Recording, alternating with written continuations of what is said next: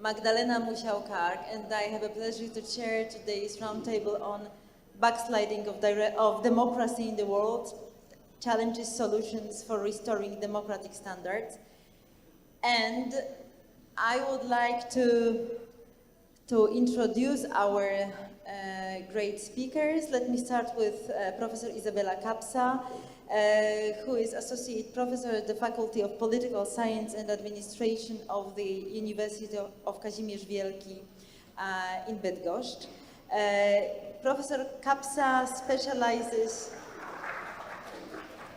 in the study of political participation, especially in Poland, but also around the world, electronic participation, civic participation.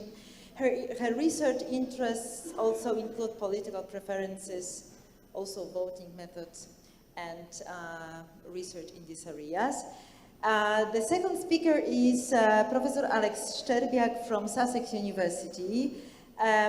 Professor Szczerbiak is a professor of politics and contemporary European studies at the University of Sussex. He is author of many really important books on Polish political landscape, Poland within the European Union, and he's also conducting a blog on Polish political scene, which is really, really important tool for us observing, researchers who have, external perspective on Polish political science, on Polish political scene. Let me also welcome Professor Fernando Casal Bértoa from University of Nottingham. Professor Bértoa is Associate Professor and Co-Director of Represent. He's also member of many institutions, organizations, expert organizations dealing with elections, human rights, and political party system. He's also author of many publications issued in many really high-ranked journals. He is the third speaker, and the fourth speaker is Professor Pablo Oñate, who is president of International Political Science Association, but also full professor of political science at the University of Valencia. His main field of research is comparative politics, representation, parliamentary elites, and also elections and electoral behavior. Thank you very much for accepting our invitation to this roundtable. We are really very, very glad that we can hear from you about your perspective on what are the main factors of backsliding of democracy and what are the main, let's say, reasons and also potential solutions of restoring democracy in Europe and also in the world. Let me start with presenting you a, let's say, initial order of this roundtable. We will start with a kind of opening statements of our speakers. They will speak for, let's say, a few minutes about their perspective on what what backsliding of democracy is, and then we will move to the topic of solutions for restoring democratic standards, using some case studies and also presenting maybe some results of research that our speakers are conducting. And then there will be also space for research, for questions and answers from our audience. So please think about questions you can pose to our speakers on the topics related with our roundtable. So let me start with saying that today in global politics landscape, democratic backsliding has emerged as a pressing concern for scholars, policymakers, and also for citizens, and defined as the gradual decline in the quality of democracy. Democratic backsliding typically involves the weakening of democratic institutions, erosion of check and balances principles, suppression of media freedoms, and also what could we experience in Poland is also undermining the rule of law. And this phenomenon is not limited to I would say, fragile democracies, but also to establish democratic systems. And so rising critical questions about the resilience and sustainability of democracy is very important for our community. So our debate is devoted to this topic, and my first question to our speakers would be related to the causes and also indicators of the process of democratic backsliding. What are the most important political, economic, and social factors contributing to backsliding of in different regions? And also, what are, for example, what is the role of internal political dynamics in many countries? For example, polarization, populism, what kind of role they play in the process of undermining democratic standards and elements of democracy. So I would like to start with Isa. Please, Isa, the floor is yours. Thank you very much. Good afternoon, everyone. Thank you for inviting me for this debate. I think that our meeting today is the best proof that we are all concerned on these changes that we are observing, the changes inside democracy, inside democratic system, and we observe some factors that let us think that the process of backsliding is really important, and we should. That is my question. Or we should worry about, or maybe there is nothing to worry about. So I would like to start with this open question, because if we come back to this first words that Magda started with, about those factors that are the best sign about the backsliding, the process of backsliding of democracy, there is a lot of factors that led us to be concerned on this process. So, the most significant factors contributing to this alarming trend, not only in Poland, but we are concentrating on Polish example, on Polish case. So this is the closest to our experience, and also that's why we are concentrating our research also on this case. Is of course the erosion of rule of law and judicial independence. I think we all remember this process of politicization of courts in Poland, which is connected with the rise of populism and nationalism, weakening of international democratic norms, also media control and restrictions on press freedom, which was also very strong in Poland, and also polarization and fragmentation of societies. Those factors, those signs, those processes show us that this process of backsliding democracy is also in Poland, observed in our country.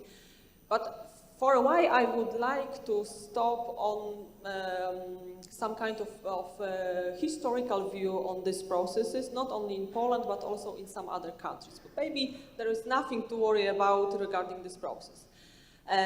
Because we have a lot of examples, historical experience with authoritarianism in Eastern Europe, of course, regarding the process after the Second World War, and also in some other countries like Latin America, which also have some process of transformation into democratic and then come back to the authoritarian system. Another thing which I would like to point here is the weakness of democratic traditions in some countries which we can add to this group with that experience backsliding of democracy has very short tradition of democracy. So that's why it can be also the process which is, for example, one step in this process of stabilization of democracy in these countries. Another thing is impact of global historical events like Great Depression or some, for example, Cold War in the past that also experienced democratic countries and provided some impact on the process of backsliding. Another factor is the ways of democratization. We all know Samuel Huntington and his interpretation of the history, his waves of democratization, in which he shows us some process of democratization and also a reverse wave, after which democracy came back to the power.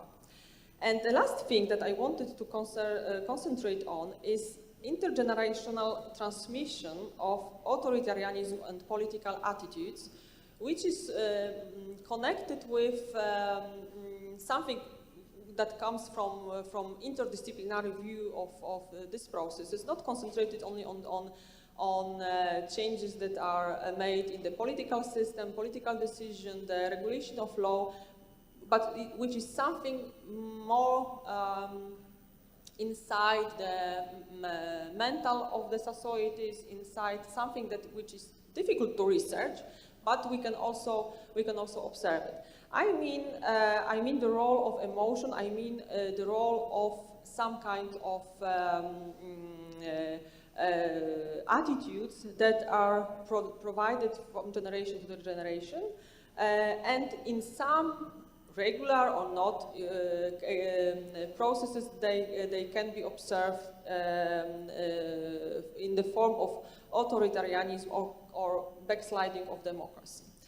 And in political science, I don't think that there is a lot of publication on this case, but we can find some which are connected with analyzing the experience of trauma. For example, trauma connected with really difficult experiences during the history. I mean, Holodomor or some war experience, and there are some researches provided in psychology on the other field regarding trauma, which is transmitted to another generation because of this of the process which is not connected with the process of I would say not enough work dedicated to this processes and then transmitted to the other generation. My opinion is that in some cases we can also observe this trend, this process, in the context of transmitting emotions, transmitting also attitudes, political attitudes, also in the context of backsliding democracy. What kind of emotions may be transmitted in this process? For example, fear and security needs. Nostalgia and authoritarian eras, loyalty and obedience in family structures, resentment and blame for past injustice. If we think about this group of emotions, we can easily find the basic ground for authoritarian attitude, which is one of the most basic for backsliding of democracy, because people are choosing some other regimes than democratic one.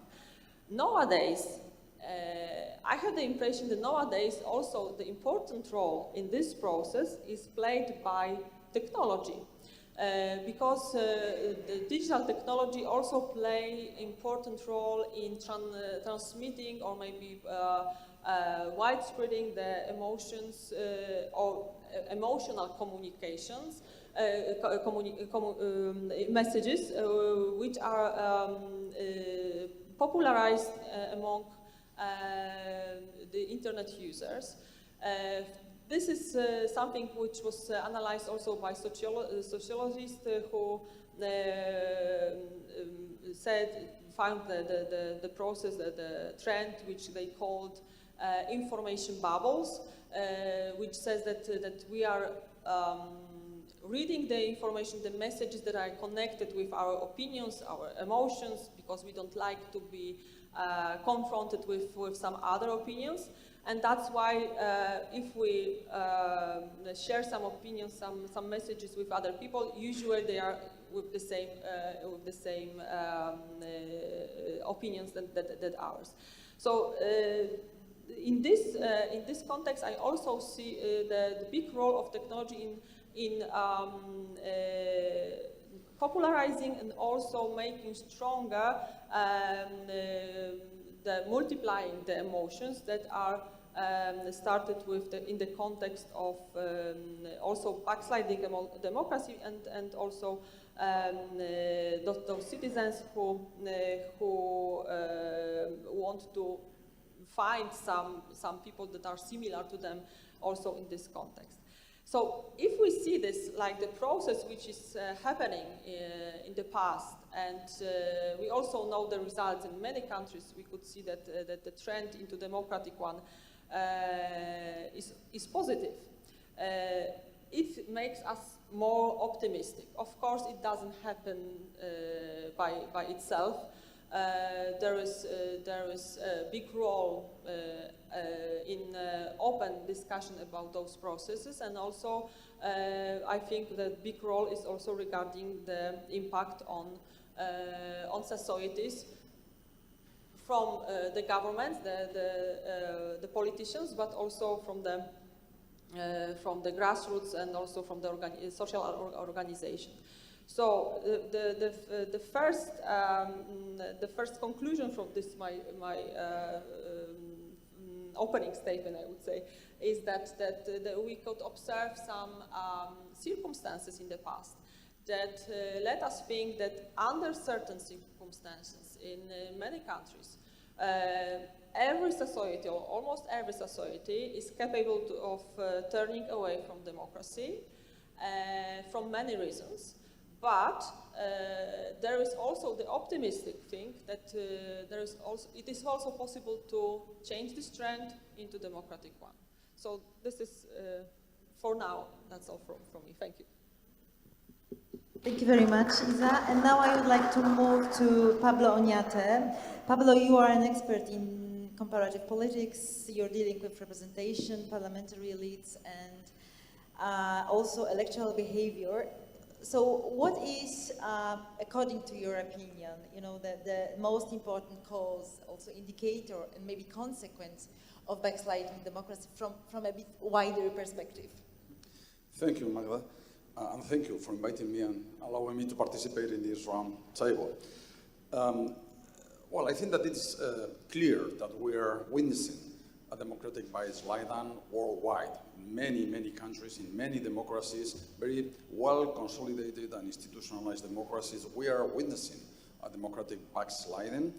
Of course, it's a matter of degrees. There are countries in which this democratic backsliding drove to a democratic breakdown. In other countries, the backsliding has not reached that point yet, or in other countries, this democratic backsliding has been halted. So the question, I think, the point is, what is causing this democratic backsliding, and at the same time, how can we fight against them? And this is what this roundtable is about. I would like to start by focusing in my country, Spain, as one of the countries which is registering the highest level of polarization nowadays in the world, both in terms of ideological polarization and affective polarization. But I would like to remember to go backwards, like nearly 50 years ago, and remember that Spain was one of the countries which transition to democracy was based in consensus, and therefore was based in moderation and in soft politics and agreement. So 30 years ago, Spanish political system, Spanish party system was characterized by this centripetal competition and moderation. So radicalism didn't exist. It was something marginal. Nobody cared about radicals, either left or right, because there were really few people, and most of the population look at the center of the scenario of moderation or moderate practices. Of course, there were economical and, I would say, above all, cultural factors, traditions from the early 30s with the Spanish Civil War that was a really polarized context, and that drove to this civil war. Well, in the transition to democracy, the patterns were moderation, centripetal tendencies of political competition, rejections of radicalism, rejection of polarized positions, and most of the population, and therefore most of the elite, on the contrary, were located in the center of the scenario of the political scenario, with no space for the extremes. Now, the picture changed in 2010, 2012, and we started witnessing that more and more people were self-positioning themselves in the extremes of the ideological space. So if we have this 1 to 10 ideological space, more people were locating themselves in the positions 1, 2, extreme left, or in the positions 9, 10, extreme right. It, as I said before, used to gather very few people there, not even 10% of the population, taking together both radical leftists and radical rightists. But nowadays, it's approximately 30% of the population self-position themselves either in the 1, 2 positions, extreme left, 20% of the population, or 9, 10, extreme right, 10% or 9% of the population. So nearly 1/3 of the population has become radical and has become highly polarized.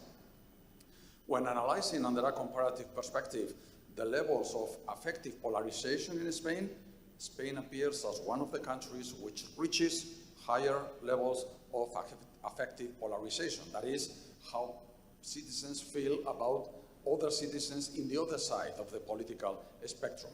But more or less the same could be said regarding the political elites.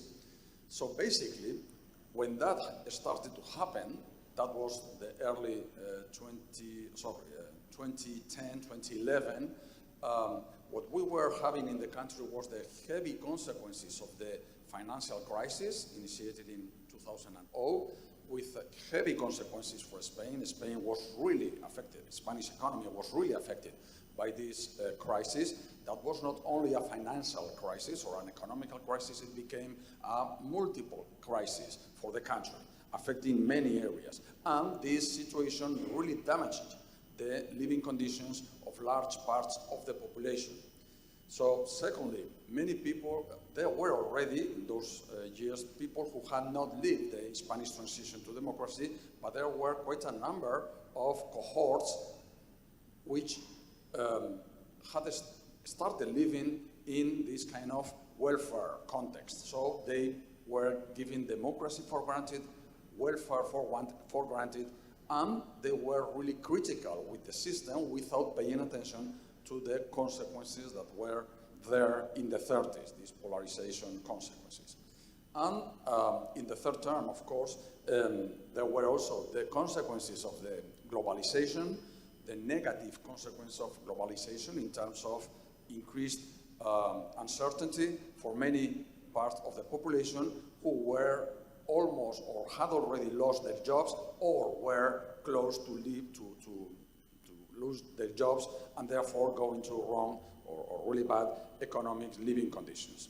So that was the context in which first a leftist radical party appeared, Podemos, 2014, and then 4 years after that, a rightist populist party, Vox, appeared, and they were successful. Maybe they appeared before, but they were successful from 1914, Podemos, and then 2014 and 2018, Vox in the right side of the political spectrum. So these parties at the elite level started to compete with the mainstream political parties and started to started to search for some political space. And in this search of this political space against the mainstream parties, they radicalize the discourse and the political agenda. So radicalization, they perceive that radicalization and polarization was somehow appealing in that context in the Spanish political population, these financial and economical complicated context, they realized that it was appealing and therefore that the population followed them in this radicalization and polarization.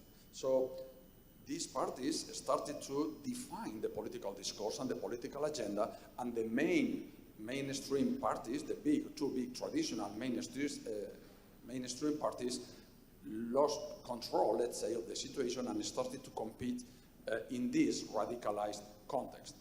The tendency of the political and electoral competition started to be centrifugal, so became radicalized, and becoming radicalized, these parties were able to get important electoral support and therefore institutional positions or positions in the institutions, and once they reached the institutions, started to try to transform the political system.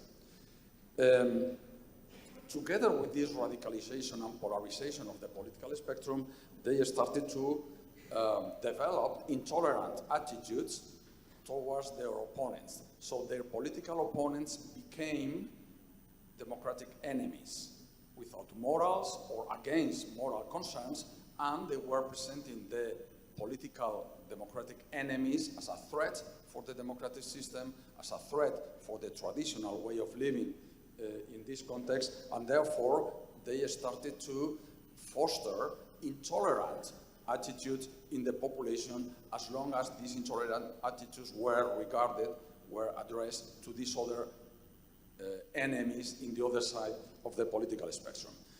And of course, citizenship started to develop a certain tolerance to limit of democratic principles when they were addressed to these enemies. So polarization and radicalization became a strategy in order to erode democracy and to erode liberal democracy, justifying therefore the executive aggrandizement in terms of Nancy Bermeo or in the autocratization perspectives. I think that that example in Spain, and nowadays we have the consequences, or we are experiencing the consequences of this radicalization, polarization, and justification of or strategies of democratic erosion. These consequences, we are now seeing that they have been diminished a little bit, but I wouldn't say that this kind of democratic erosion has been completely halted.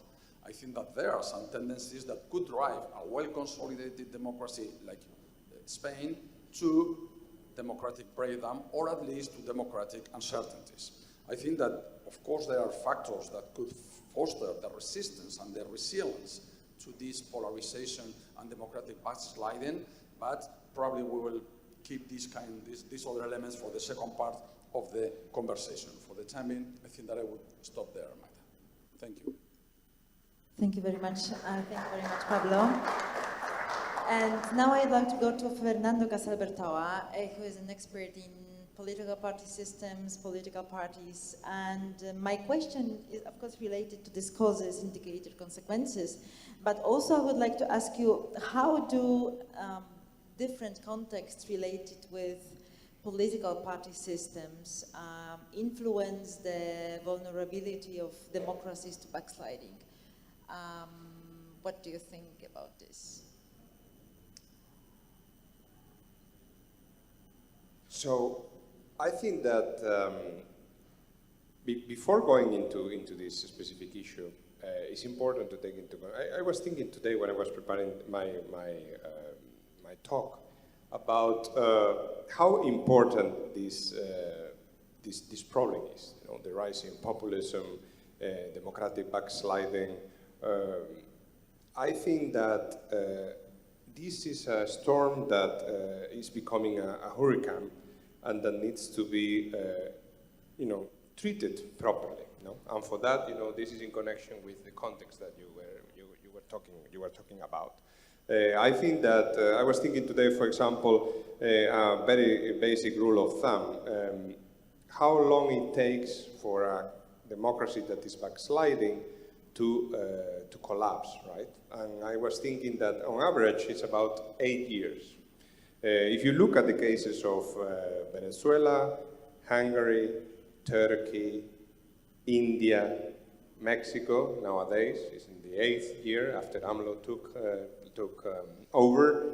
You see that these countries have become non-democracies, while when democratic backsliding is stopped before the 8 years, Poland could be hopefully a good example, the Czech Republic, Brazil, then democracy does not collapse. The quality of democracy might not be the best, but clearly there is something to be done. In terms of of the context, well, I think that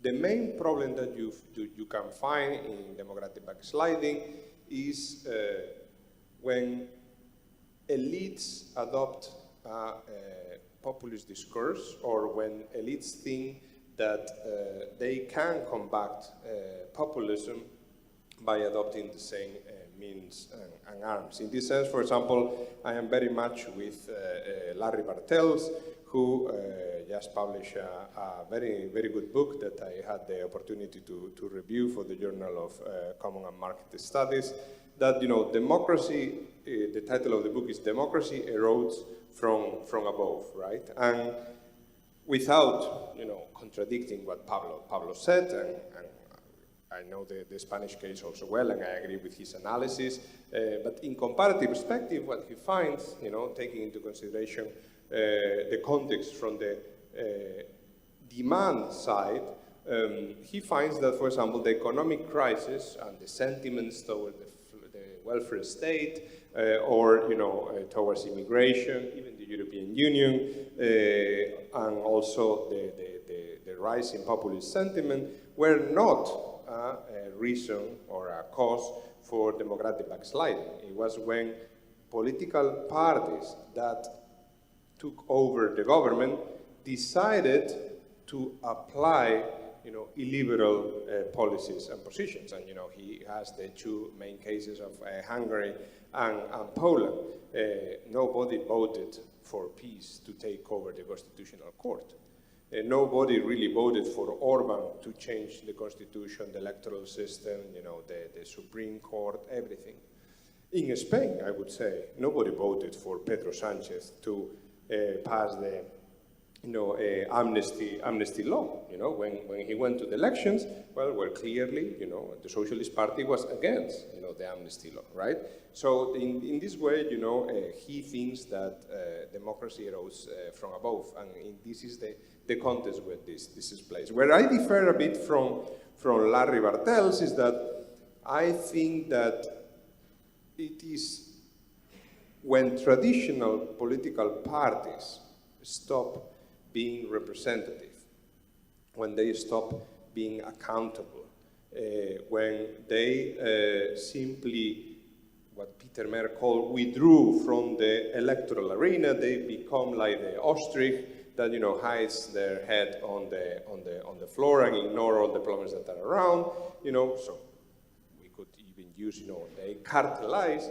Then clearly there is a reaction in the streams of the political spectrum that allows for these populist parties to rise in electoral support, and because of that, traditional parties think that because these populist parties have become popular electorally, they need to behave similar to what these parties are. At the end of the day, you find a lot of examples where without traditional parties, populist and illiberal policies could not take place.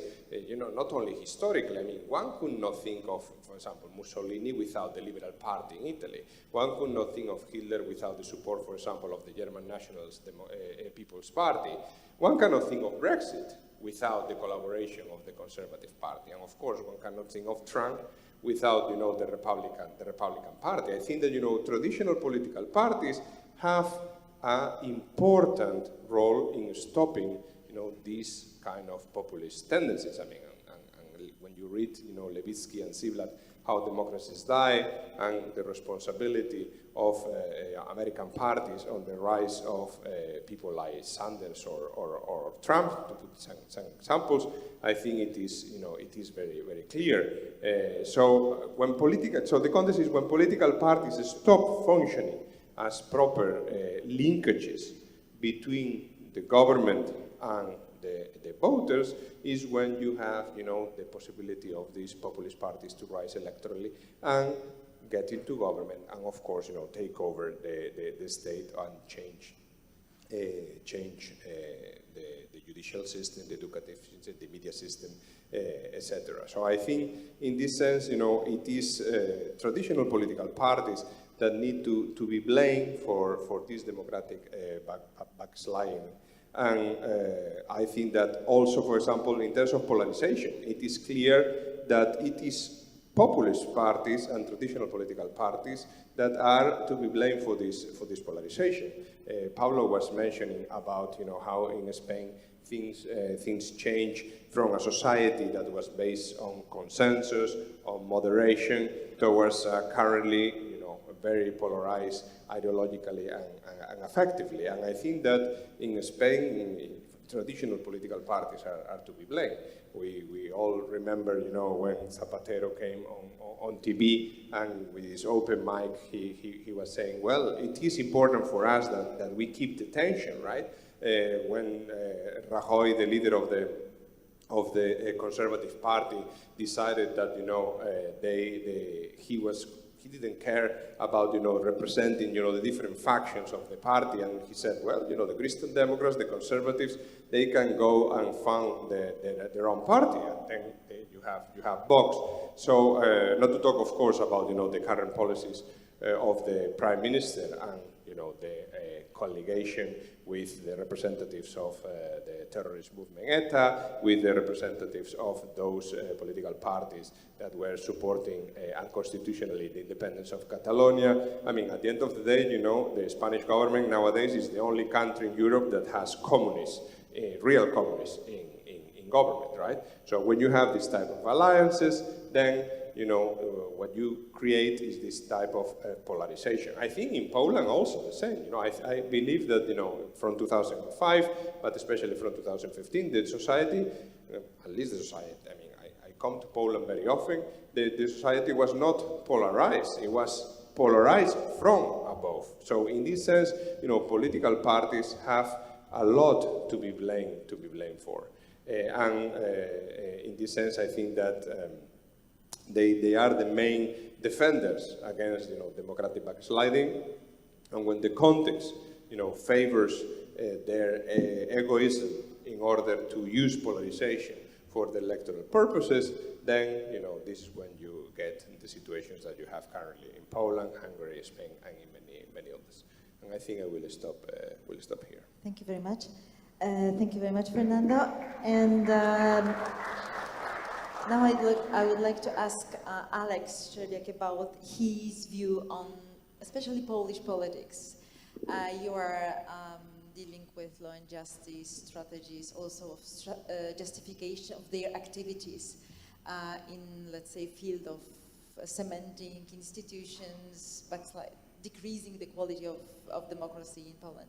So what is your opinion about that, and what do you think is, let's say, peace strategy comparable to other countries' parties, let's say, ways of decreasing democracy?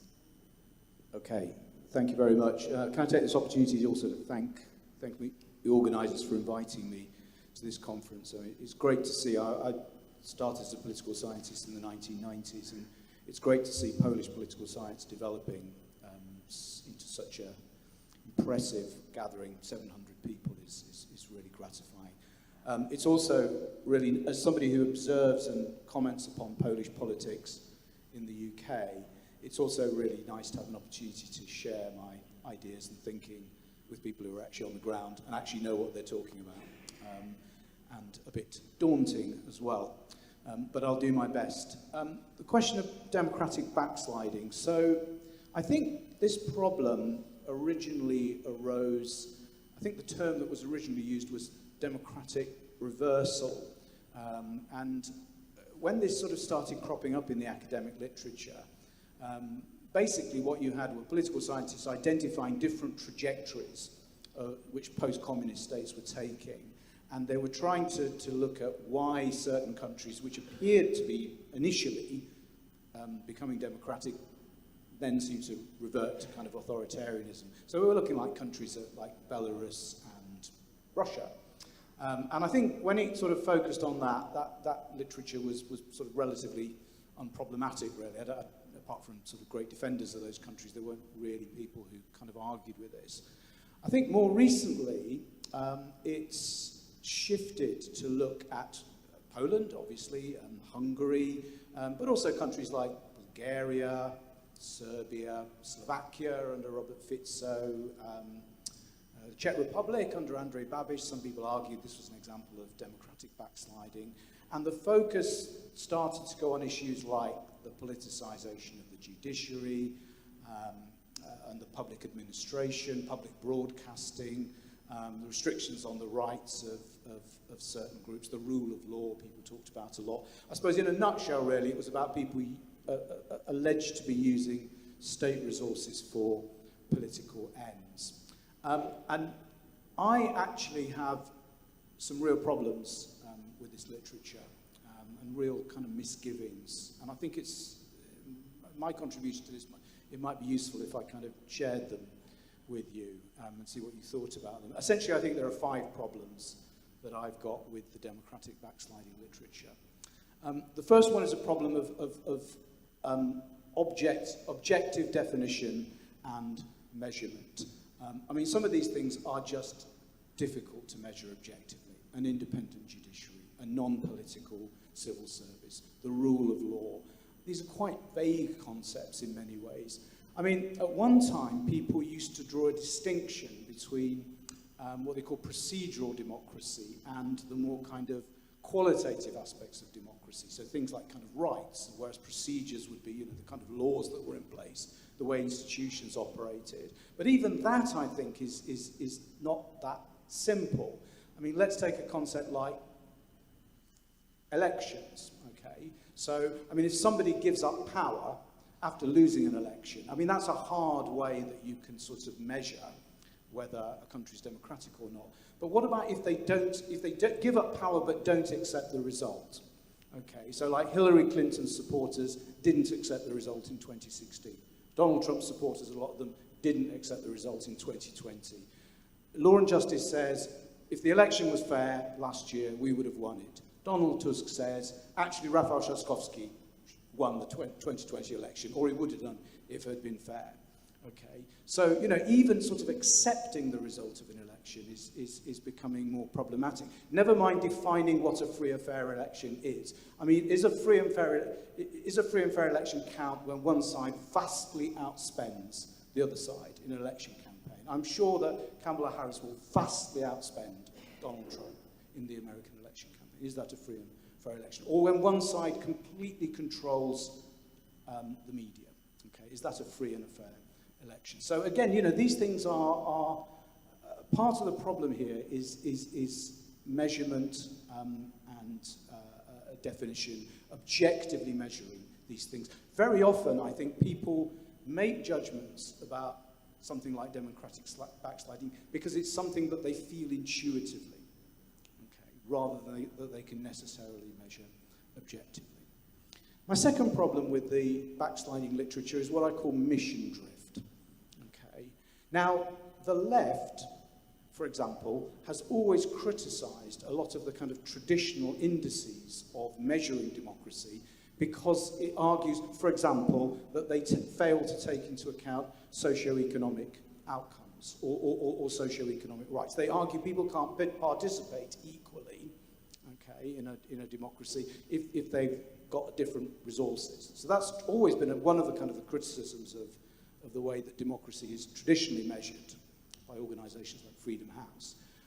But I think that in recent years, there's actually been a sort of an opposite tendency, which is for certain social rights to be defined as intrinsic to a democracy. Okay, so increasingly, for example, supporters of abortion will say that this is a right, it's a reproductive right. Okay, it's not something that should be debated about. Supporters of state recognition of same-sex couples, for example, either through civil partnerships or through redefining marriage to include same-sex couples, will say this is a human right. Okay, this is intrinsic to democracy. Okay, and again, you know, critics on the conservative right would say, no, you know, these are issues that people within a democracy should argue about and disagree with. Okay, and I think this is part of the problem, because democratic backsliding and the debates are starting to sort of drift into talking about, you know, substantive issues, okay, which some people would argue are things that, you know, people should disagree about within a democracy, rather than intrinsic to a democracy. A third problem that I have with this literature is the question of benchmarks. Okay, I mean, who are you judging countries against? And in particular, are you judging them against the actions of their predecessors? So, you know, did their predecessors actually do quite a lot of these things and you know, sort of nobody noticed it? And are you judging them against the actions taken in other countries? I mean, if you look at something like, I don't know, political appointment of public administrators, the involvement of politicians in the appointment of judges, there are different models of this in different kinds of democracies. Okay, some countries, you know, judges are, I mean, the United States, for example, they're political appointees, essentially. You know, people vote for them or they're appointed by elected bodies. So, you know, that is the question. You know, which against whom are you judging these countries? Okay, that are making this, both sort of temporally and spatially. The fourth problem I have with the democratic backsliding literature is that there is a kind of normative assumption within it that the institutions that are under threat are somehow operating the way that they should. Okay, now, that might well be true, okay, but I think you shouldn't assume that. I think you need to be kind of critical of that assumption, and I don't think it is sufficiently critical. For example, I mean, Magda asked me to talk about the Law and Justice's justification of its policies. I mean, their argument for the reform of the judiciary is that the judiciary is not functioning the way it should in a democracy because it wasn't properly reformed after the collapse of communism, and it's not going to reform itself because, you know, it's whatever they call it, you know, a self-regulating caste, and therefore, you know, you have to have politicians getting involved in it. Now, you can agree or disagree with that, okay, but the question is, you know, you have to be critical of whether those institutions are actually operating in the way that normatively they're supposed to operate within a democracy. And this isn't just an issue in post-communist states. I mean, Law and Justice's critique is located in a critique of the nature of the transition in Poland and the kind of elites and institutions that emerged from it. But, I mean, there are criticisms of the way, for example, the judiciary operates in established Western democracies, the way that increasingly it weighs in on kind of political questions, okay? And more broadly, I think things like the judicialization of politics, okay, the way that increasingly political decisions are being taken by the judiciary, or, for example, the way that public administration works, and the way that a lot of issues are taken out of politics and dealt with by technocrats, essentially. I mean, you know, these are, for me, that's kind of hollowing out the political system. It's not really taken into account in the literature on democratic backsliding, but needs to be, in my view, because it undermines democracy, okay? Because, you know, it's actually taking issues out of politics. There might well be good reasons for doing it and good arguments for doing it, but, you know, I don't think we can accept it uncritically. The growth of technocracy, the judicialization of politics, you know, these are all things that need to be taken into account, and they're not really dealt with, I don't think, by the backsliding literature. And my final problem with this literature, and in a way this kind of builds on to a lot of the sort of the previous criticism, is that, I mean, because it's difficult to measure objectively, because it's difficult to know what benchmarks you're measuring against, is a lot of it is based on subjective judgments, okay, subjective judgments. It's based on expert evaluations, I mean, ultimately, if you look at something like Freedom House, I read their Nations in Transit report every year, very, very interesting. It gives countries a score for how democratic they are, which goes down to 2 decimal places. Okay, so that looks really objective and hard, but actually, it's based on subjective evaluations. Okay, it's based on the opinions of experts, and it just looks more objective than it is. And I think there are 2 problems with this. One of them alludes to something that Fernando says, which is, part of the problem is that a lot of the people who are accused of democratic backsliding, the basis on which they come to power is of criticisms of existing elites, okay? Existing political elites, existing business elites, existing judicial elites, and existing cultural elites, okay? And academics, us, whether we like it or not, are part of the cultural elite. And a lot of academics almost kind of take it quite personally, the attacks of these parties and organisations. So they're naturally sort of quite defensive and therefore intrinsically hostile to those kind of organisations and parties. Also, academics have their ideological priors, okay? And those ideological priors, if you're making subjective judgments about something that's difficult to measure objectively, are inevitably going to colour those judgments. This would be less of a problem if academics were more ideologically heterogeneous, but let's be honest, they're not, basically. Academics tend to come from a fairly narrow part, or at least most of them, from a fairly narrow part of the political system. And unfortunately, the pressures that are on academics to make their work relevant, to have what's called impact, public engagement, forces them very often to actually engage more in political debates. And that means very often taking a side in a political debate. Okay? I'm constantly phoned by journalists. They ask me, what's going on in Poland? Okay, so I try and explain to them. I say, well, one side argues this, the other side argues that. And I'll say, yeah, so is democracy under threat in Poland? And the tempting thing is just to say yes or no. And then, and then they'll get their headline and whatever. And most people sort of fall for that temptation, basically. So I think that's part of the problem. The problem is a lot of these things are based on subjective judgments. They're subjective judgments by people who are part of a cultural elite that perceives themselves very often to be a side in that particular dispute, and are forced very often by the pressures from outside to make our work more relevant, to engage publicly, to take sides in that political dispute. Okay, thank you.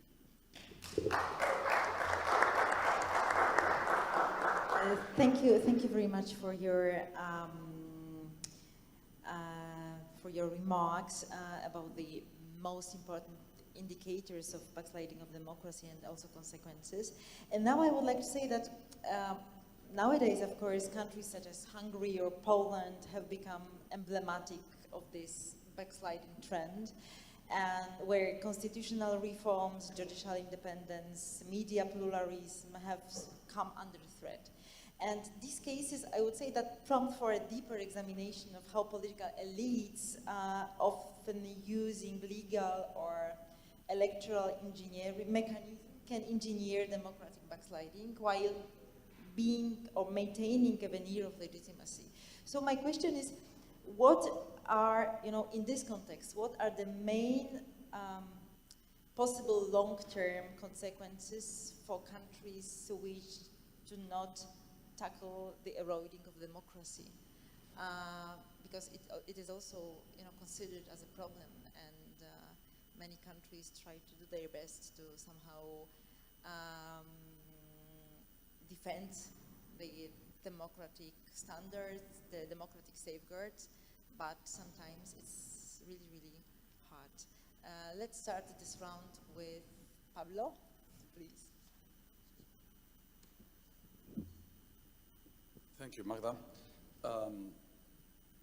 Well, I would start by clarifying that I couldn't agree more with Fernando, and actually I think that what he mentioned as a top-down or supply approach is the right one. I think that political elites, political parties,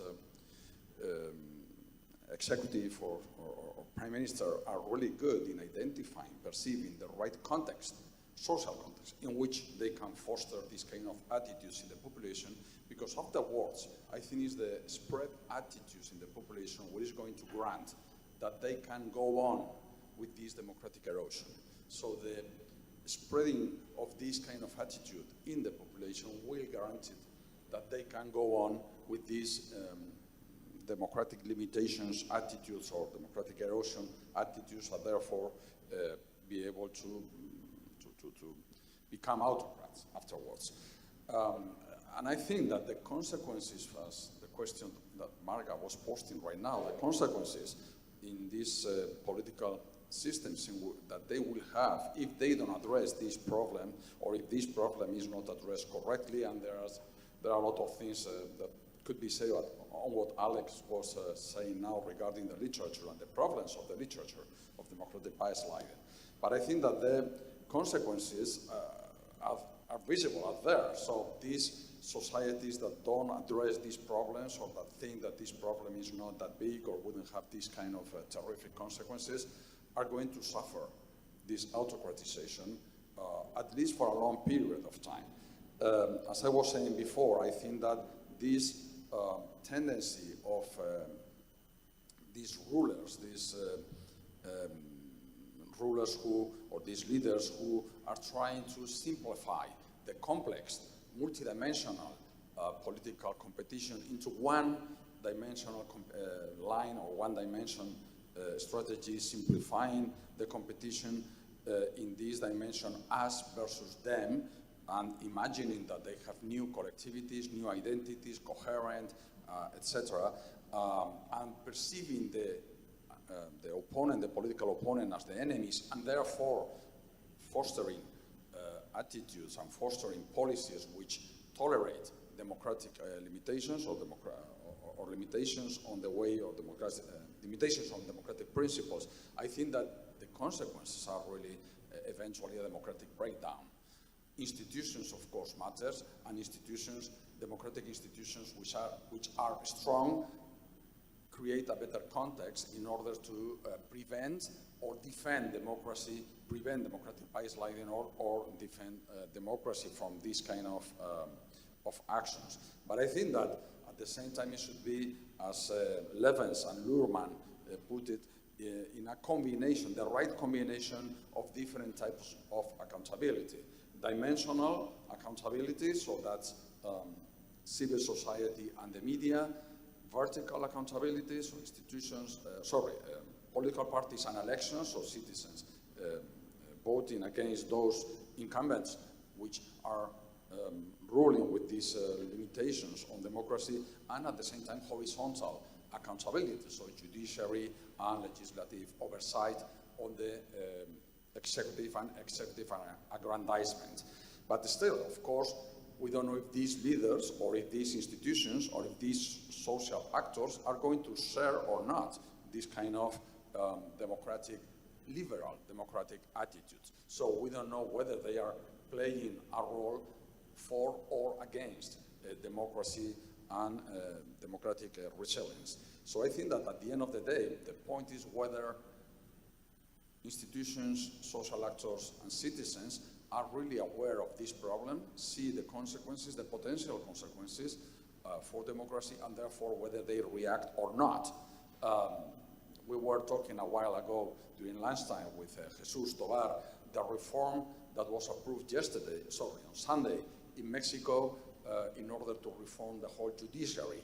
And now judiciary will have to, all the judges will have to be elected in Mexico. That means that 7,000 judges are going, at all levels, are going to be appointed by election, regardless of merits and so on. Well, probably this is going to pave the way for a lot of consequences regarding democracy. But I think that there will be heavy consequences for these kind of countries who are not addressing in the proper way this problem, which I agree with Aleks. Maybe we still don't know how to measure it, and maybe there are a lot of caveats or there are a lot of biases in the way of approaching, we academics approach this problem, but I think that it is a problem, that it is there, and that if we don't address it properly, probably we will be paying, or the societies will be paying the consequences for a long time. Thank you very much, Fernando. The floor is yours. Well, I think that, I think I already started a bit with an answer to this question. If we don't stop democratic backsliding, what will happen is that, democracy will not backslide because there will be no democracy, right? So I was mentioning these 8 years as a rule of thumb. But I think that, if things go this way, the main issue is that there will be a degradation of political parties, right? A degradation of political parties as the main defenders of democracy. I mean, we know this famous sentence by Schneider: political parties created democracy, and democracy is unthinkably safe in terms of political parties. But this seems that this is not true anymore, right? Piero Ignazi also wrote this very, very good book in Oxford University Press about the role of political parties, how political parties build democracy, and we tend to take what the situation not that we have, but that we have that some 10 years ago for granted, right? But we shouldn't forget that political parties were hated institutions, until basically the end of the Second World War, and this is what may happen again. And the problem is that we don't have an alternative to that. We don't have an alternative to party government because as Peter Mayer mentioned in his famous book Ruling the Void, if we don't have if political parties are degraded as the main defenders and representatives of the democratic system, as the basis of representative democracy, then what we will have is a void, and the problem is who is going to fill in that void. I think that this is very important to take into consideration, and some of these issues are already clear, and I think that Spain is, in my view, I don't know if Pablo will agree with me, but is a clear example. What we get is personalization of politics. Everything is about the leader. Political parties are not even ideological. Everything is about keeping power for keeping power, right? So it's not about policies anymore. It's about doing everything to stay in power, to avoid alternation, which according to Brian Berry, is the essence of democracy, alternation in government, and of course, what you have is the treatment of politics as inimical, or a battle between two irreconcilable enemies, which of course if we understand politics as a kind of substitution of word by voting and deciding every 4 years who is going to govern, it is really worrying, right? Because when there are two irreconcilable enemies, there is no way that we'll be able to get a certain consensus. And of course, talking about the degradation of political parties, another thing that we are seeing in Spain is that parties become like sects, like religious sects. And this, of course, as you can imagine, it is extremely worrying for the future of representative democracy. And I will stop here. Thank you. Thank you. And now I would like to have a say to Aleks. Okay, I'll try and respond to that by looking at the question of what happens when you get a government that's accused of backsliding and it's ousted, and then its successor seeks to unravel the reforms that they've introduced and to promote some kind of a reckoning with it. Because that's obviously the Polish case is the currently sort of the paradigmatic case of this. And if you assume that parties like Law and Justice are going to win power in other countries, because that's a reasonable assumption, then you'll get parties that are then returned, pledging to kind of restore the status quo ante. And I think, what the Polish case, I think, highlights some really interesting things. One is obviously there are institutional blocks to restoring the status quo ante in Poland. the main one being the fact that there is a president who can veto legislation, and where elite replacement requires some kind of legislative change, then that's obviously very, very problematic. But I think even beyond that, I mean, you know, people like judges, for example, I mean, once you appoint a judge, they are constitutionally protected. You know, the Polish constitution protects them. And so if you try and sort of unravel all of the changes that have been made in these institutions, what you end up doing, and this is what happened in Poland, or was happening in Poland, is in order to get around that problem, you basically have to engage in a series of kind of legal get-arounds, if you like, or exploit legal loopholes. And you obviously have to kind of justify that. And the justification for this is that these are kind of extraordinary measures that have to be taken in order to unravel the reforms that you know, undermine democracy by our predecessor. This is essentially the argument that's used. So, and this is really interesting because it's what I call a kind of transitional justice logic. Okay, you know, when we're going through the transitional phase of trying to unravel a non-democratic regime and restore democracy, you have to use these various loopholes, which you wouldn't do in other periods. And that's essentially the justification. And I think Donald just talks about, it's difficult to know how to translate it, demokracja walcząca, fighting democracy, or I mean, probably militant democracy is probably a better translation.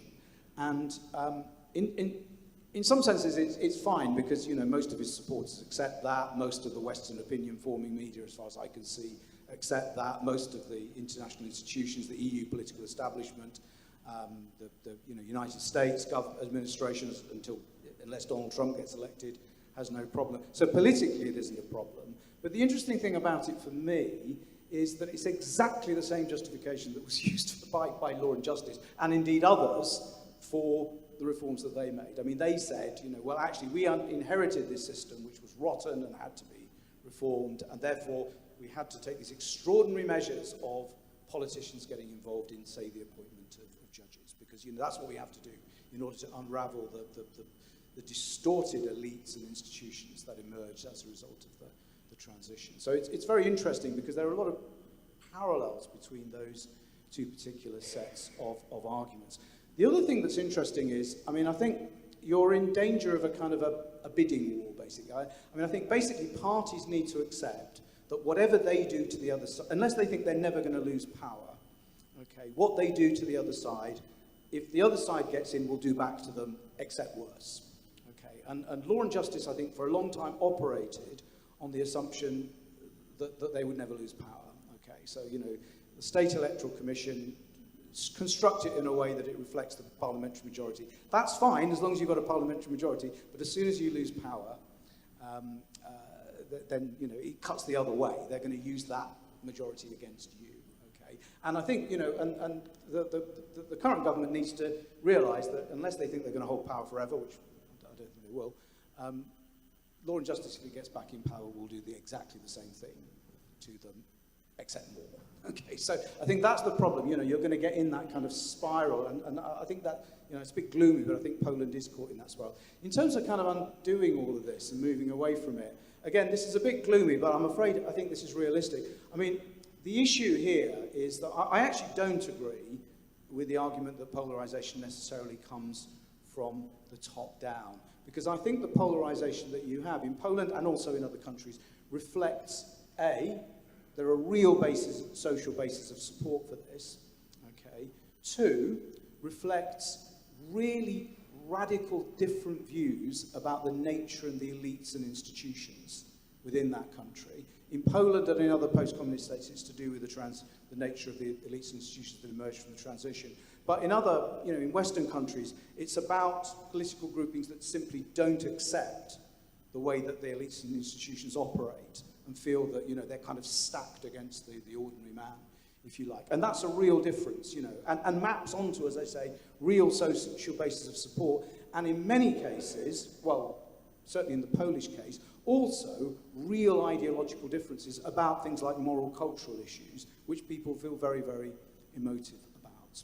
Okay, in Poland, it's to do with, you know, things like abortion, rights of same-sex couples. In Western Europe, it's probably more about immigration, multiculturalism, although that's also coming up in Poland. And I think, that's the problem with sort of trying to move on from this.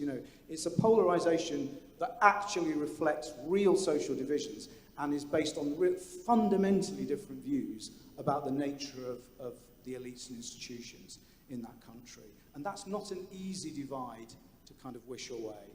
Okay, I think that's for me, that's the dominant feature, I think, or is going to be the dominant feature of European politics, not just in Poland, but beyond.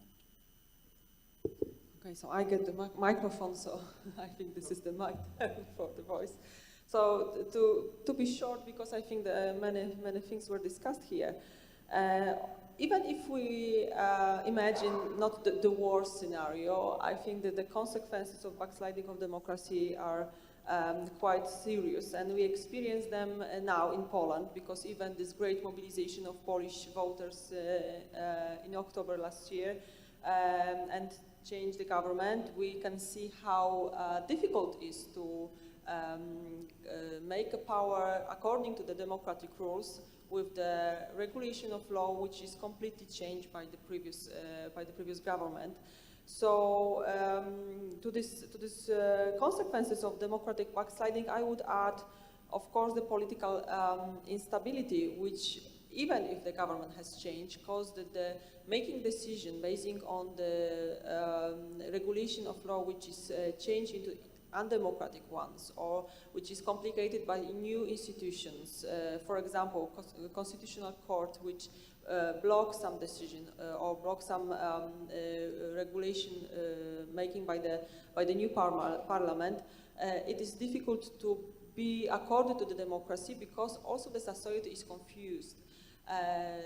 The one party said to them that this is democratic, their decisions are according to the constitution. Another one said that they also want to make some decision according to the constitution. The constitution is still the same, but decisions are completely different. So this explanation is very difficult to be understood by the society. The quality of governance also is something which is changing during this process, and also the polarization and loss of trust in government happens during this as a consequence of this process. So I think that the big challenge for the governments, even if it's possible to change the government into this one which wants to come back to democratic rules, is to engage citizens or make some decision which will be according to the democratic ones and the democratic rules, and also which cause that the society will trust again the government. When we come back to these consequences of the process of backsliding of democracy, I would say that one of the biggest challenge after changing the government is to differ which is democratic rule or which is a rule of law, what is the political will. And in some cases in Poland we could hear the explanation of political decision which was connected with the political will of majority. So majority choose the political party, so they are right, and the political will of this party is the explanation of some political decision. Now, even the political will is also according to the majority. It's not enough to use this explanation to the citizens because of this change that we have faced in last 8 years. So the first consequence is connected with the government, with the legal regulation, which caused not only the process of erosion of democracy and changing the relation in this system, check and balance, and the relation between executive and legislative and judicial power, but also in the context that we are facing in Poland, how to come back to democratic rules basing on the law if this law is changed so much. Another thing is connected with the legitimacy crisis because the political system for citizens are something unstable or maybe abused by the politicians. So the trust to the government, to the political parties is weakened by this process, and to rebuild this. As I said at the beginning, the biggest challenge for change is the mental thing. So I think we could observe this after, in Poland especially, we could observe it after 1989, that even the regulation of institution, the regulation of law, establishing new institution was quite easy to do, even if it wasn't popular by and accepted by the society. I mean, the reform of Balcerowicz, for example, which was difficult, and the consequences were very, very high for the society. But it was quite easy to do by the system of making law, by parliaments, and introducing the new regulation into the political system. But the social change, starting the new attitudes, I mean, according to the democratic system, also developing civic society, which is still very, we have still very much to do in this context in Poland, is a process which needs more time, and I think it's most difficult to do. So those experiences like this that we have last few years shows us that it's easy to weaken the trust and also citizen engagement in the political sphere, but it's important to start some activities to make the society stronger for the next challenges that we can face in the future. Thank you very much for your answers. And using the Polish example, I would like to ask about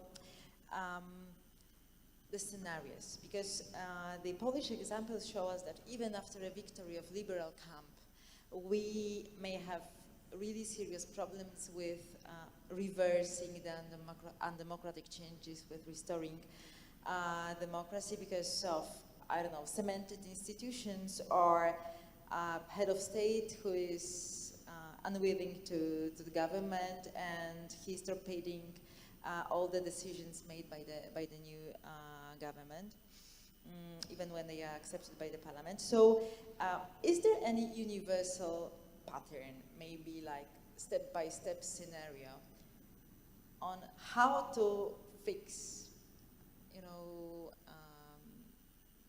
democracy, how to bring it back to the, proper way? And I'm trying to ask about the solutions. Which elements, which factors should be the most important? Maybe education, civic education, because on one hand we saw that mobilized society made the decision, and now the civic platform, the coalition, won the elections, but it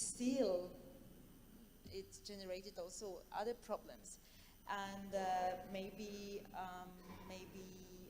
I don't know, external institutions, interventions. What are the most significant factors that can help in the process of restoring democracy? Maybe this time, Aleks, as the first one. Okay, so again, I should say that obviously the government's opponents would say that they're not restoring democracy, that they were trying to make Poland more democratic, and so it's a contested notion whether the current government, depending which side in the political debate you take, which I try not to, but let's assume that narrative, and I think there are a couple of things to look at. So first of all, I think the thing about civil society. I also have a problem with this. So this is another one of these difficult to measure concepts when people talk about democracy, because again, the sort of the checklists of a democracy is usually a vibrant civil society, okay, And so, first of all, what is a vibrant? How do you measure it? How many NGOs do you need to have in order to be a vibrant civil society? How independent are these NGOs? What if 80% of them are government funded, or 80% of them are funded by the Soros Foundation, or whatever? I don't know. But this is the problem. The problem here is that everybody's in favour of their civil society. Okay, so the biggest civil society actor in Poland by a million miles is the Catholic Church. Okay, a huge civil society actor is the Radio Maria network of family, the Radio Maria family, its network of listeners and clubs. And a lot of people who want a vibrant civil society obviously don't want a vibrant civil society that includes necessarily a significant role for those people. And the same applies to the other side. Okay, the other side doesn't want a vibrant civil society if it means privileging anti-abortion groups, for example, and giving them a role in policy making. So I think this is one of those things that it's often sort of it falls into this. It's difficult to define, difficult to measure, and also everyone's in favour of it as long as it's a civil society kind of promoting their agenda. So I'm a little bit kind of cynical of this. The other thing I'd like to comment on is the kind of the international factor, because I think this was important in Poland. I think that the fact that the previous government was not connected particularly well with the international opinion forming media. Okay, the international opinion forming media tended to take the other side, almost overwhelmingly, in fact, almost universally, I would say. Including, in Britain where I live, if you read things like, the Daily Telegraph, which is a conservative supporting newspaper, very, very critical of law and justice. So they were much, and that created a kind of feedback loop, because a lot of people in international organisations tended to get what they know about Poland or indeed other countries from the English-speaking international opinion-forming media. So I think this was very important. Obviously, if you were opponents of the previous government, you think that's great. That's brilliant because it stopped an undemocratic government. If you're a supporter of it, you would think it was terrible. But I think that's a really important factor. And also, I think the role of the EU political establishment. I think it was important in three senses in undermining law and justice. I think the first one was, and by the EU political establishment, I mean the Commission, I mean the majority within the European Council, and I mean the European Parliament, and also I mean the European Court of Justice. Okay, those four institutions. So I think it was important in a number of ways. First of all, it provided a legitimation for the opposition.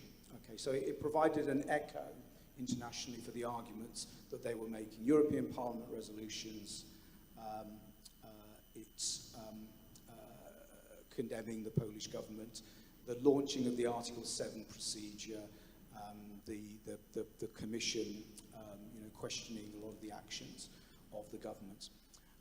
It also provided a justification and a legal underpinning for a lot of things that the incoming government has done. So, for example, a lot of their legal get-arounds are justified by the fact that there were decisions taken by EU-level judicial bodies, the European Court of Justice or the European Court of Human Rights. So they would say, well, we don't accept the legitimacy of the Constitutional Tribunal because these European bodies don't accept the legitimacy of it. So it's very, very helpful for the current government in that context, because it means that it provides them with a justification for their legal get-arounds. And thirdly, it introduced hard sanctions, okay, which meant that there was actually a financial cost, basically by blocking the European coronavirus recovery funds coming to Poland. It actually created a hard sanction. I mean, law and justice couldn't care less about Article 7, couldn't care less about European Court of Justice ruling, just ignored all of those, just didn't pay the fines or whatever. It did care about the coronavirus funds, and also implicitly held a threat over the whole of the regional fund. That's important. Okay, it was not just the coronavirus fund. So all of these things are important. The only thing I would say is I mean, it's great if you're an opponent of law and justice. You know, it was great for the current government. Fantastic that it had this support and it helped them. And if you think that the most important objective in politics was to get rid of law and justice, you would be very, very supportive of this. But it also, in my view, highlighted a lot of the problems that I mentioned about the democratic backsliding literature, because essentially the EU political establishment is more or less writing a blank check, you know, for the current government. You know, they are saying that, you know, or even though you haven't pushed through the legislation, whereas with the previous government, they said, well, in order to get the coronavirus fund money, it's not just good enough that you say you're going to do these things, you actually have to pass the legislation. With the current government, they're simply saying, well, that's fine, you know, you've indicated your intention to do this, and we recognise the political problems you have with, you know, the president or whatever, and we basically trust you to kind of, you know, do it. And all the other problems of it, and again, you can think this is fantastic and this is exactly what they should be doing, but it plays exactly into the narrative of people like Law and Justice, which says, you know, it's never about the rule of law, there's no objective measures here, there's complete double standards, you know, why aren't they applying the same standard to this government as they applied to us? So the intervention of the EU institutions was both a fantastic lever for the opponents of the Law and Justice government, but also, I think, confirmed a lot of the problems with that democratic backsliding narrative about, you know, objective measurement, subjectivity, double benchmarking, double standards, etc. Thank you very much, Alex. And now I'd like to ask for answering Isa, please. I will continue this idea to concentrate on the education, because I think that this is very important to work on long-term stability of this democratic attitudes. Because the government has its role to do. I mean, change the regulation of law, make some order with the institution, but also thinking about the society and its role in the future is very important. What I could observe during the years that the Law and Justice was governing in Poland, the first thing was the promoting completely different ideas that we were used to after, for example, we can make a deadline when Poland enters the European Union. So promoting by the politicians the ideas that were connected with the political program of governing party, concentrated on national values, some attitudes regarding the other social groups, some intolerance also to minorities, was promoted not by the big strategies. It was promoted by the opinions that were spoken by the politicians in some interviews or some meetings with the citizens. So it was something that was popularized by the politicians among the society. And it also has a big role into popularizing the ideas that were, also, of course, by the narrative used by the politicians to build the big group of supporters of this party for the elections. So I think that the first thing is connected with promoting the ideas that are according to the democracy, the openness, the tolerance, also the civic rights, and the others. Another thing is connected with the education. I mean, education in the schools, in the educational system in Poland.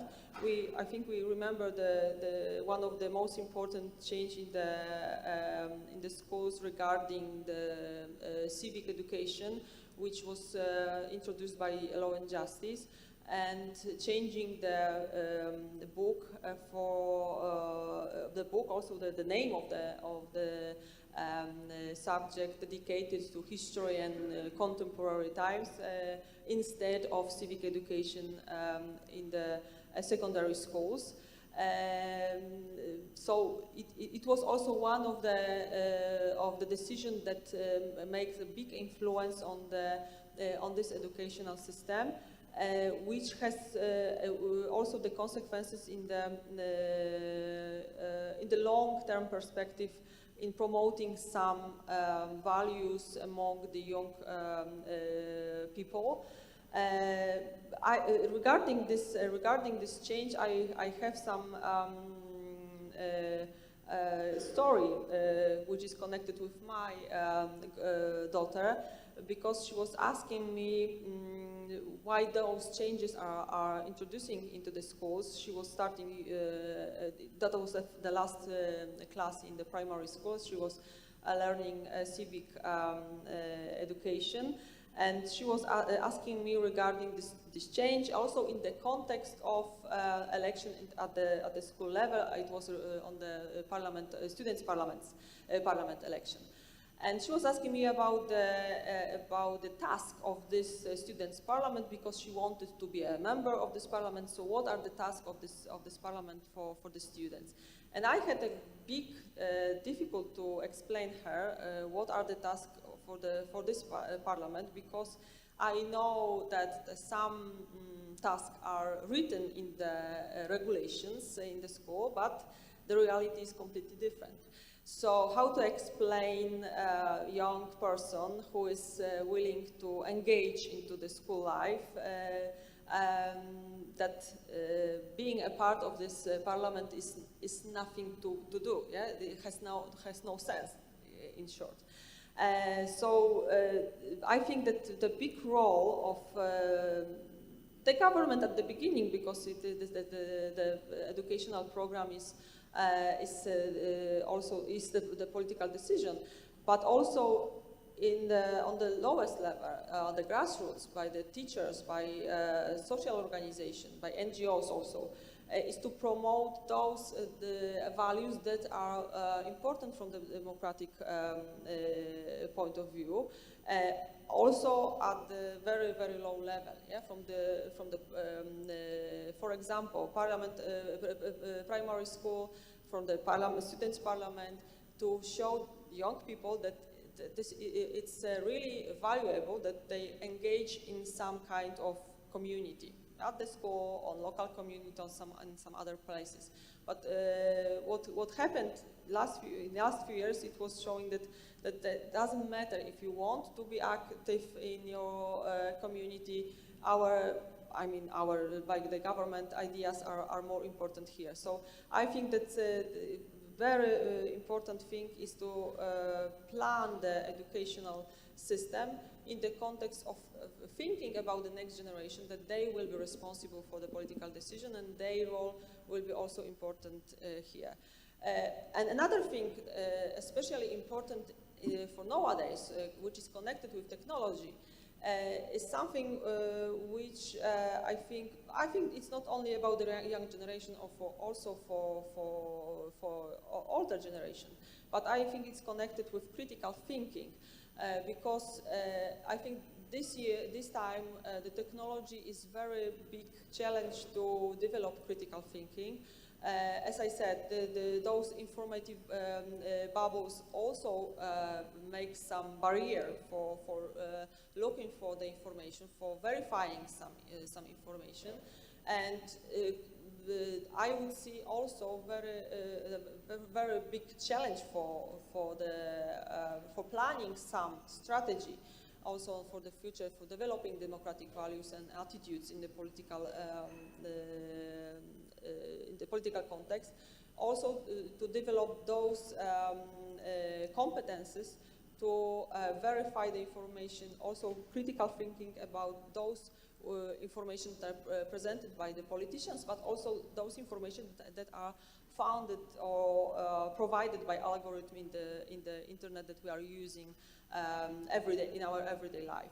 So if we concentrate on the education, I would stop for these two things regarding the educational program and also in implementing technology as one of the challenges in the context of building a democratic society.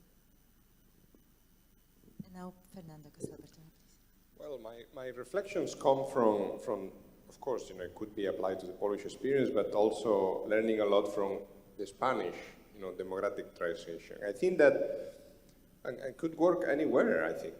The first thing that you have to understand is that, you need to work with what you have, okay? So Rome was not built in one day, so democracy cannot be restored in one day. In democracy, end does not justify the means. And in this way, it's a bit controversial than to use the concept of militant democracy, which in itself is very much debated in the literature. Should democracy be militant, or can democracy, be militant in order to defend itself? Okay, I think that what the government should do is, working with what they have, trying to strengthen, the institutions. There are a lot of policies and things that they can do. Like us, when we write an article, sometimes it's about the framing. Sometimes it's not even about the quality of the article, it's about how we frame the article. So, what the government can do, is frame certain policies in a way that they will be a no-brainer for the president, And if the president still rejects it, it's about naming and shaming, right? They have to use what international organizations or practitioners call entry points, right? Like, for example, promotion of gender, things that, are positive for society, and they cannot be, rejected or vetoed by the president. It's important that they think of the general good, and in some issues, they should avoid partisanship, because at the end of the day, democracy is about compromises. This does not mean that the government shouldn't keep their ideological difference. In fact, I think one of the successes of the fact that they managed to defeat, or not defeat, but ousted peace, is that they went into the elections separate. This happened also in the Czech Republic, when they tend to have this kind of common enemy without a constructive program, like in Hungary or even now in Mexico. They are always defeated. No, they need to lead by example, show that moderation is possible, avoid the pendulum. This is, peace wanted to ban abortion altogether, they wanted to liberalize. No, there has to be a compromise in the middle. Avoid revenge. I think that this is very, very, very important. They have to show that when peace will come back to power, and peace will come back to power at some point, if not peace, another party, that will take, their political space, they need to be treated the same way that the current government, should treat them. So this is how I think, the current government, or any government that has managed to oust the populists, should behave with the populists. Thank you. Thank you very much. And now, please, Pablo, Oñate, your turn. Thank you. What else could I add to what was already said, of course?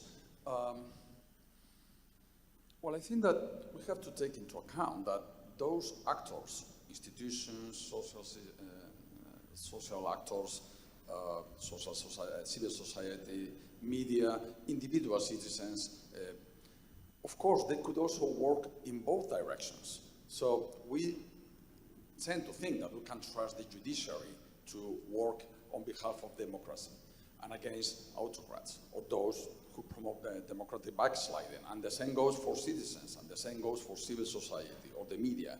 But the problem is that they could work in both directions. So they could work in favor of supporting and endorsing the actions by the leader, the executive leader, the one who is damaging democracy.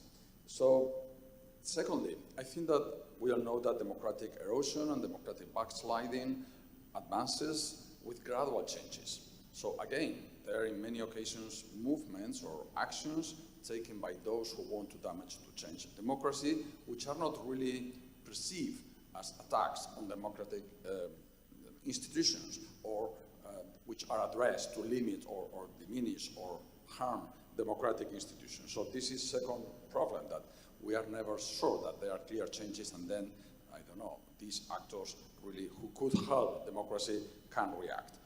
And thirdly, I think that when society is at large polarized, and I think again that polarization is a strategy of those willing to harm democracy in order to erode democracy, when society or the political system is already widely polarized, it becomes very difficult for these actors to react, and it becomes very difficult for these actors to be successful, because of course these strong positions are different to change. So yeah, of course I think that it was said civic education is really important, but civic education is really important always, also when democratic is not in this very difficult risk or being attacked or being eroded. And again, if the society is polarized or is widely polarized, probably these programs of civic education will not work in the same way as if they were in a regular democratic situation. And also, I think that it's very important that external actors or international actors can play a role, and I do think that they can play a role, which might not always work, but probably could help those other institutions or those other key actors to be internal actors to be successful. So, of course, when the European Union, in the European Union context, the European Union institutions or other states work in favor or work against the law and justice policies, probably this is going to be very important in order to reinforce the other internal activity in order to get this party out of the government. And I think that the accountability, vertical, horizontal, and diagonal accountability I was talking about before, I think that can be reinforced and in order to be successful from these internal or external actors. In some occasions, they are not that relevant or they cannot do much, but I think that they are also another component that could help those processes of avoiding or defending democracy in the context of democratic erosion and backsliding. The situation in Venezuela right now, of course, the international context and actors can reinforce the internal actors, and in some occasions they are able to do more or help more than their own internal ones. But I think that, again, as Fernando was saying before, I think that we have to be conscious that you have to work in the given context and with what you have at hand. And that means that in some occasions, the actors that we expect, the institutions that we expect to work in favor of democracy, maybe they work in favor of the autocrat or in that who wants to become an autocrat and erode democracy. So it's not always that there is a magic bound which is going to work, because this is the solution. The solution is going to depend largely on the case and how strong are democratic institutions, what is the civic culture, how strong are civil society, or whether democratic institutions such as the judiciary or the legislature really can play a role in this regard. So I guess that no general solutions, but specific case study solutions for each of these cases, I would say. Thank you. Thank you. Thank you very much to our speakers for their opinions. And now I would like to give the floor to our audience. But before you ask a question, due to the fact that our debate is transmitted on the internet, please wait for the microphone, then introduce yourself, and then ask the question, please.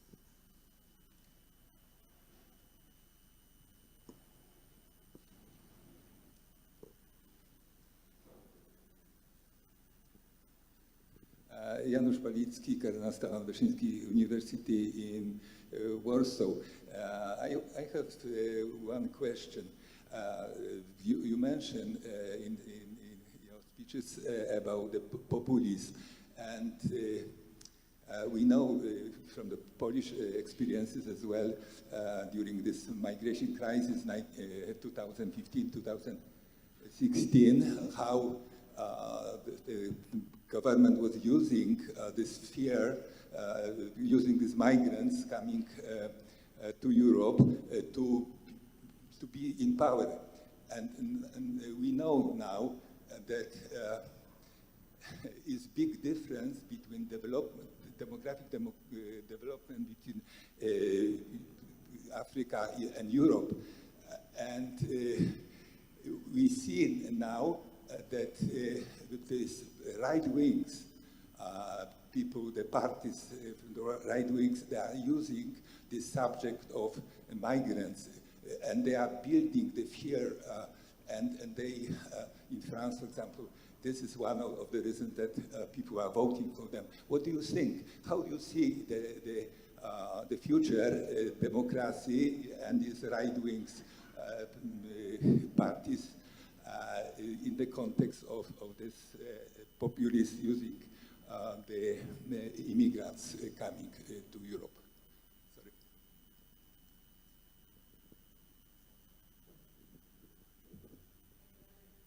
Any other questions from the public, please? Adam, and then someone.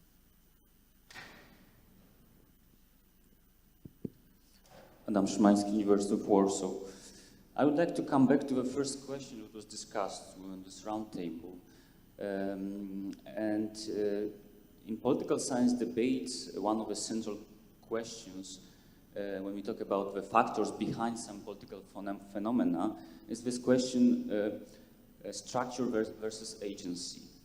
And for example, there was this already mentioned anniversary IPSA conference devoted to democratization and democratic backsliding. So it was the main topic, and many discussions within this conference was exactly about this question. Also, when it comes to your point of view, it also appeared. So my question is, what's your opinion specifically? I mean, structure or agency, or maybe this question actually does not make any sense when we talk about such complex issue as democratic backsliding. Okay, thank you. And there was one more person.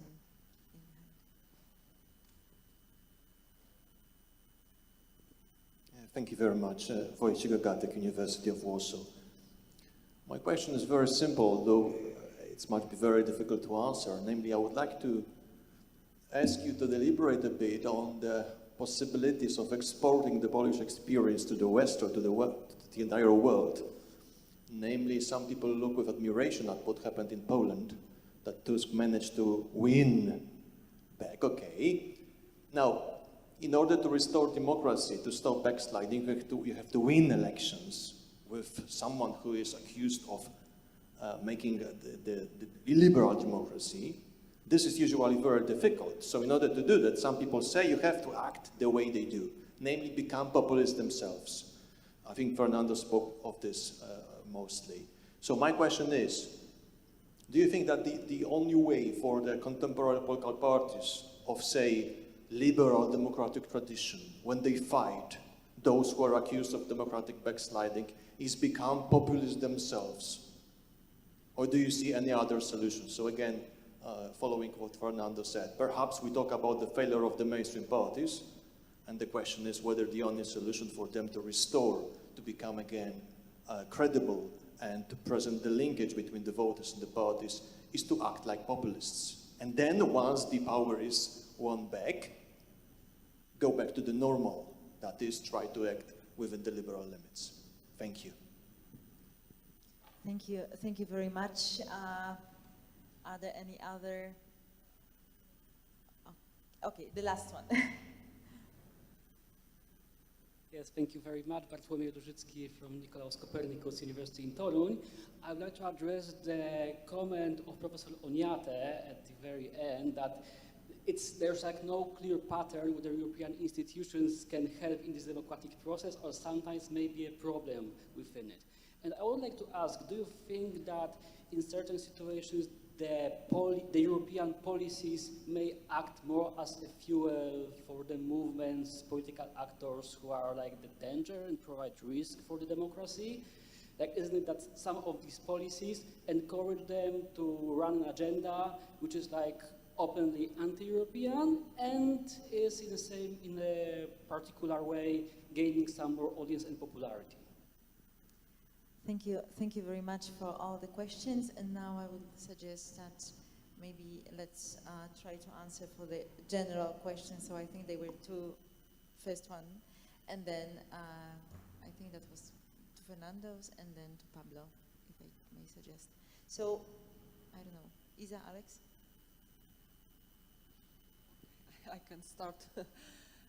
Regarding this first question about the populism and migration, I think that we could see those radical extremist right parties in Europe also in the historical context, because of course now we can see the big rise of popularity of those parties, which is connected not only with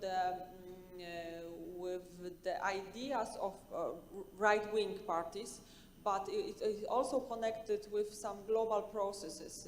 At the beginning, I don't remember who, maybe Pablo said about some kind of reaction on the globalization. Yeah? So I also see some connection between those processes, that the radical right parties are also the reaction on the globalization, yeah? Some kind of the trend, the new trend as an answer for this process.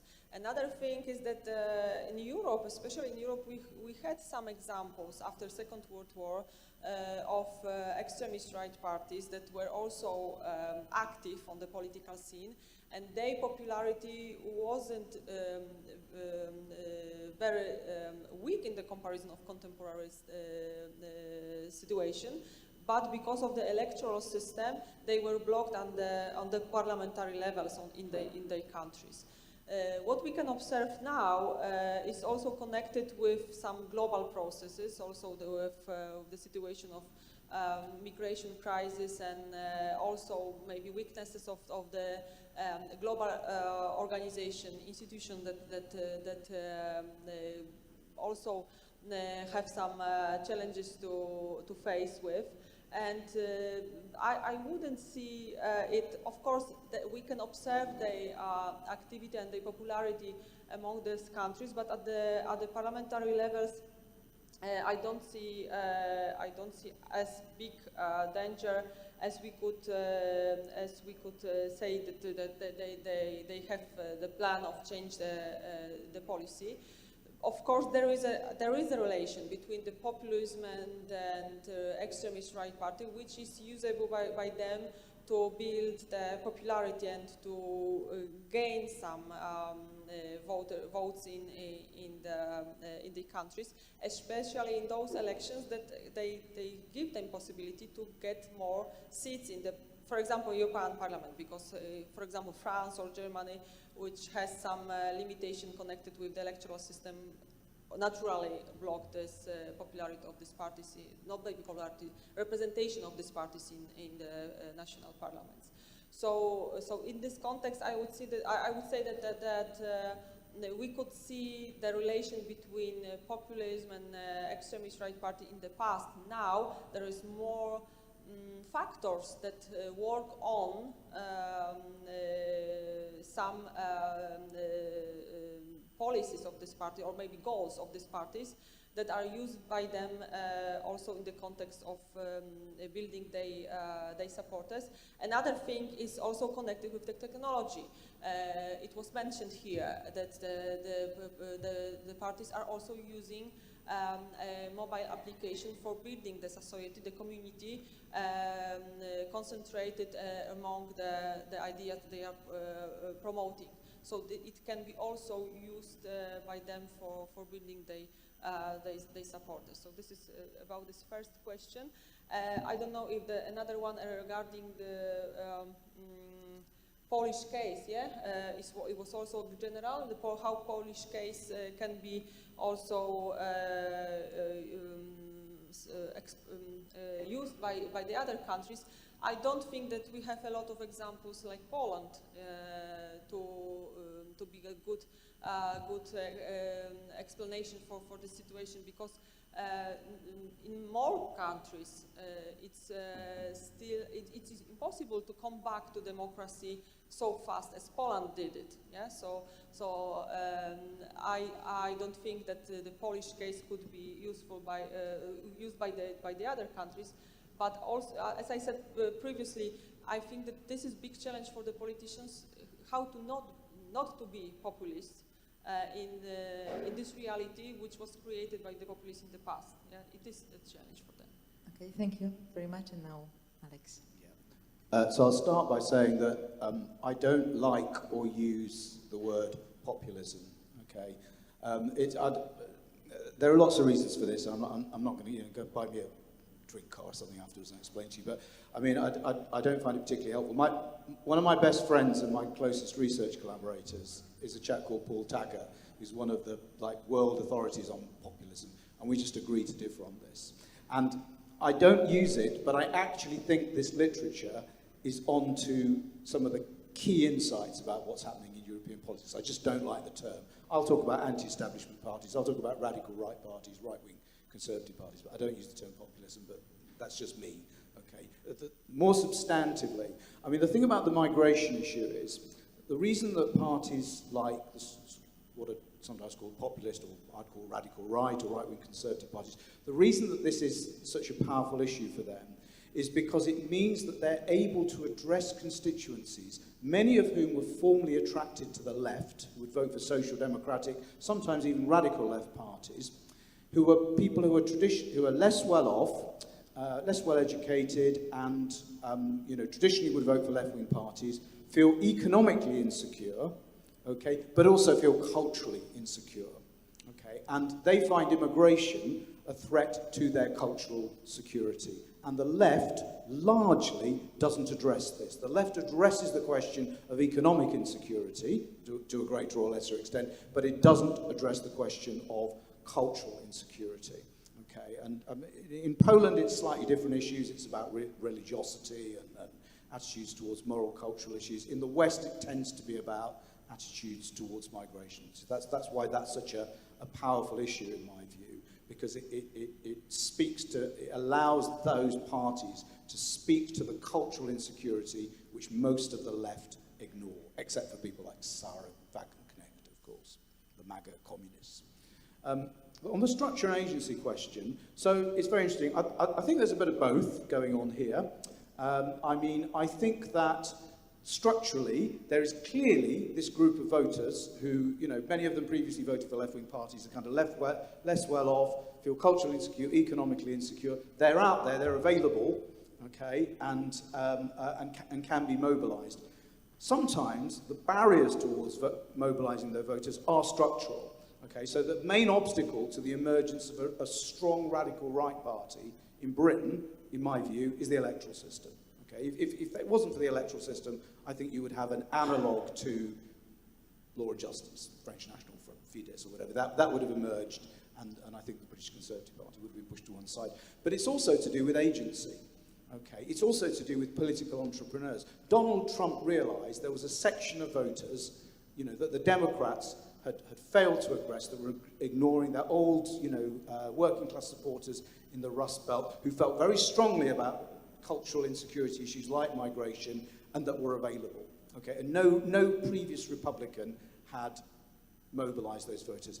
Jarosław Kaczyński, originally, his plan was his first party, Porozumienie Centrum, if anybody remembers that far back, was a very different party. Okay, it was a party that was a sort of, he wanted a German-style Christian democratic party, sort of, broadly in favour of a market economy, maybe a kind of social market economy, quite relatively secular in Polish terms. He really criticised the Christian National Union, a sort of a clerical nationalist party, as the shortest road to the de-Christianisation in Poland. Somebody told him, Jarek, a party like this is going to have about 3 people voting for it, Jarosław Gowin and his mates. That's the constituency for a liberal conservative party. The constituency for a conservative party in Poland are people who are less well off, live in smaller towns, less well educated, left-wing on socio-economic issues, and culturally very conservative and very religious. And that's why Law and Justice has ended up being the very successful party that it has,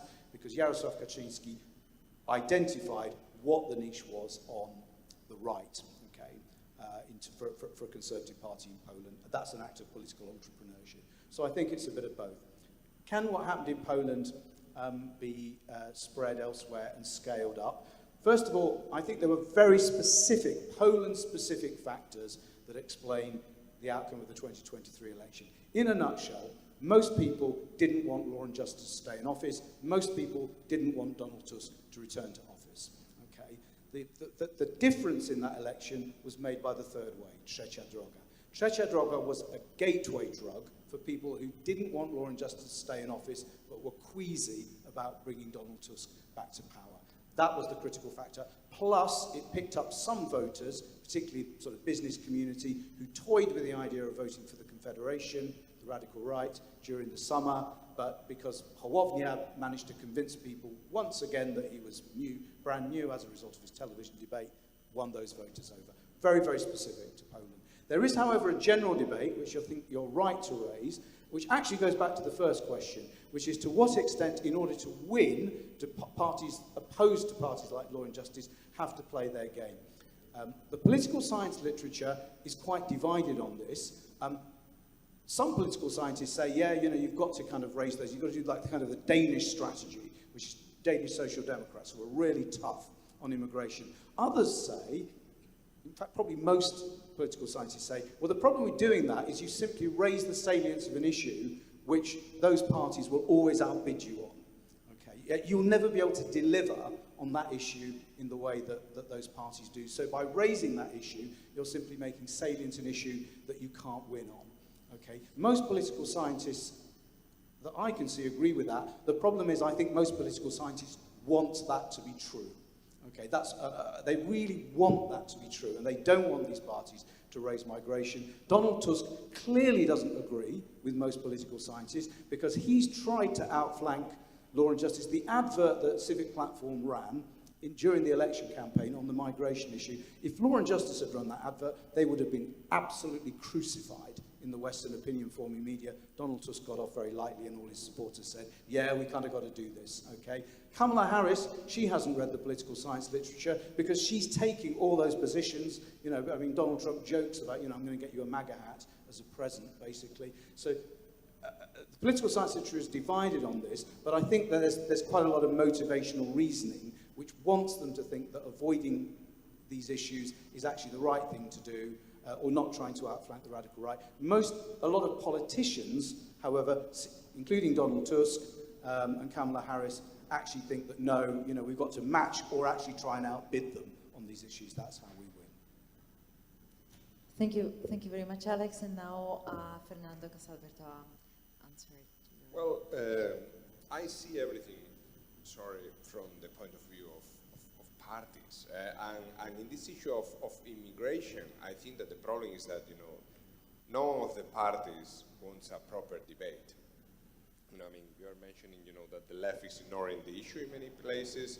I think that, you know, the right are doing the same, you know, and this is also part of what I was saying at the beginning, the lack of political parties have lost their educative function. I mean, they need to explain to the society that there is an issue, that you cannot keep the welfare state with migrants, but you know that if you have too many migrants, you may also have, you know, problems within the welfare state, and also, you know, the cultural clash, etc.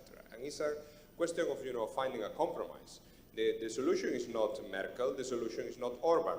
There has to be an aura mediocritas, I mean, as Aristotle used to say. I mean, there has to be a compromise between two. For that, you need a proper debate saying, I mean, left is everybody come in, right is nobody can come in. No, it's a question of, you know, finding, you know, the middle solution. But for that, you need a proper debate, and unfortunately, in many countries, you simply don't have it. You know, leftists, either the parties ignore the question, or leftist parties say, no, let's admit everybody, and the rest, let's restrict everybody. So I think this is very important. Once again, I think the mainstream parties are to be blamed for that.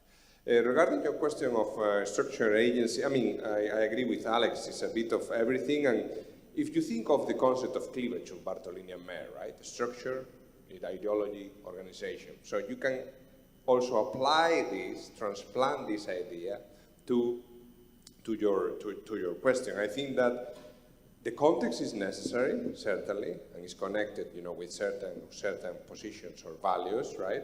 But agency is essential. Without that, you know, it is impossible. I mean, parties are able to polarize, but also depolarize.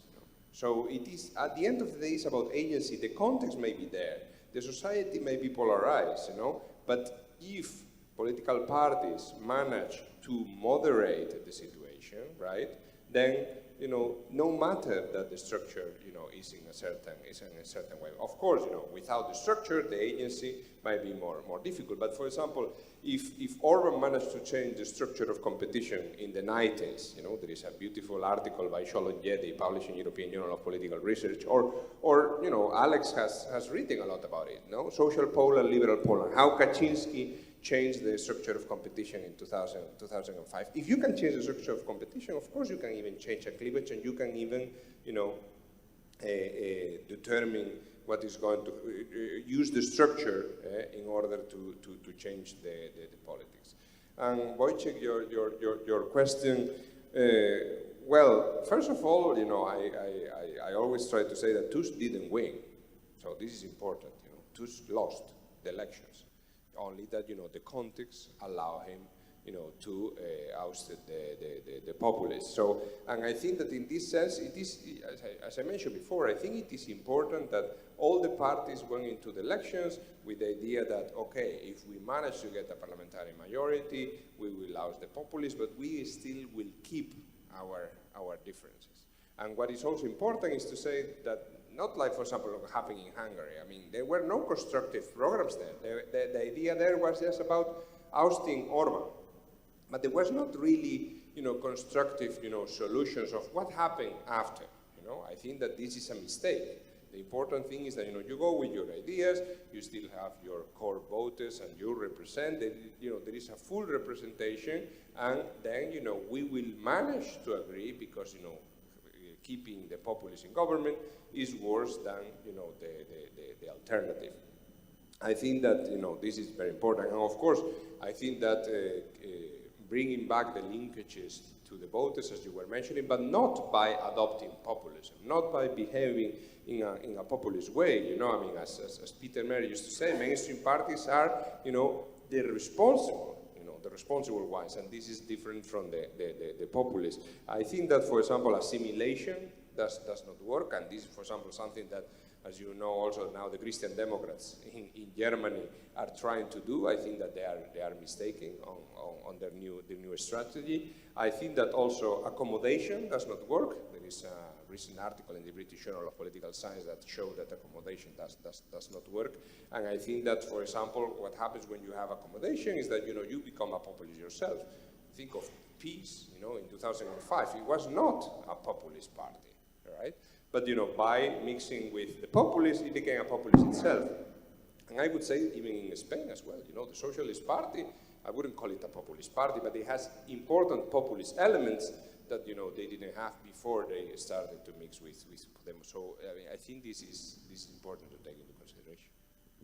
Thank you very much, Fernando. And now, Pablo Oñate. Thank you, Magda.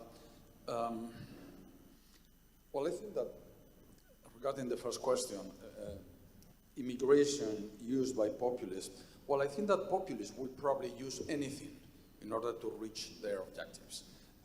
That depends on what kind of, how do you understand populism? As an idealist point of view, as an ideology, like ideology, or if you understand it as a strategy to mobilize voters, etc.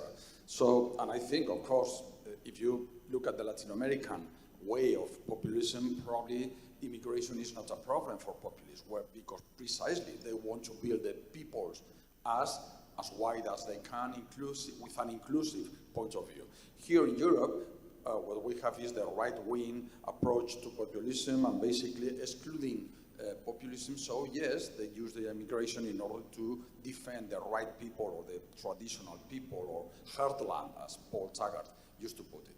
So anyway, I think that populists will probably use any argument which is useful for them in order to reach their objectives.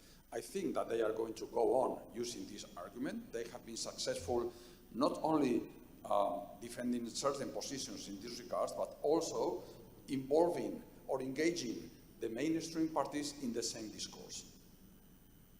I think it was Germany 2 days ago which decided, you know, to start setting more border controls and so on. So yes, I think this is going to be there for a while. On the second question, structure versus agency, I pretty much share Fernando's point of view. I think that the structure is the context in which the actors try to develop their interest, their activity, in order to reach their objectives. So therefore, I think that probably the context has its own autonomy. These structural factors might influence and might limit the possibilities of the way or even the strategies of the actors. These factors, structural factors, are there, but I tend to think that within this framework, the actors are the key factors in terms of making things change. So I would say that probably, in my case, I try to pay more attention to the actors' actions in a given context or framework. So I think that both are important. Of course, it's not that we can forget about one of them, but I tend to think that it is more the agency which influences, in a given context, contextual or structural factors, what's the outcome. Okay.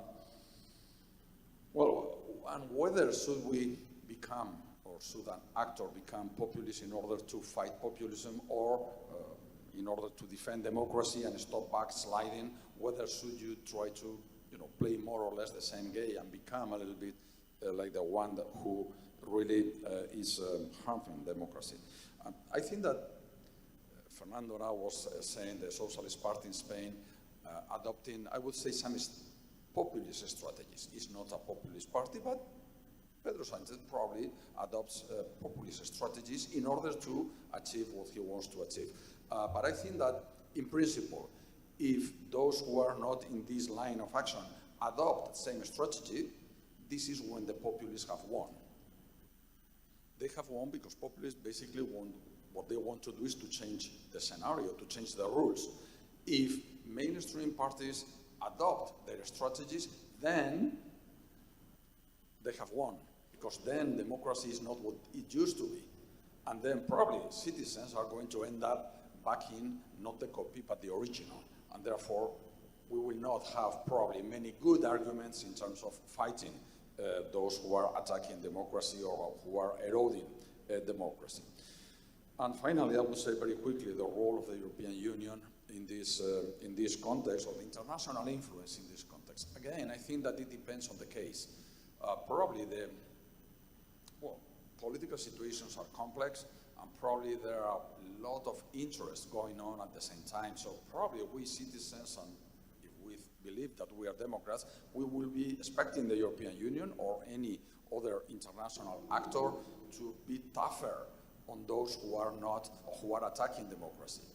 Probably the European Commission could have made much more in terms of imposing sanctions, defending democracy and democratic principles when in Poland or in Hungary democracy was being harmed.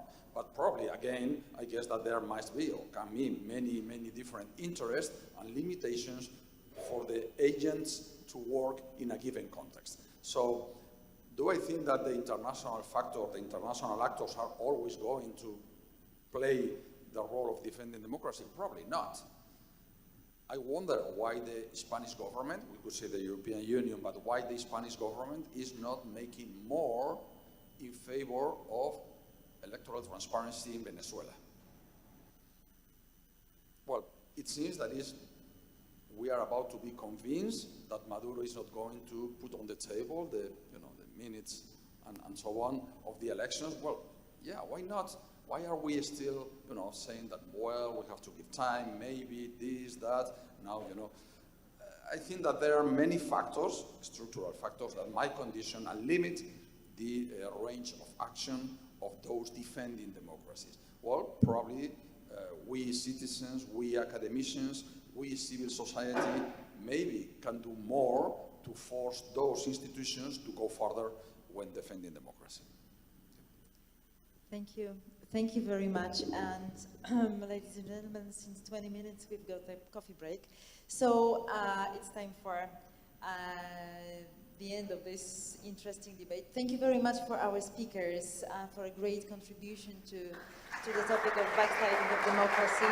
Professor Izabela Kapsa, Professor Aleks Szczerbiak, Professor Fernando Casal Bértoa, Professor Pablo Oñate. And thank you to the public for being with us for such such a long time, and for the questions, remark, and please go grab some coffee.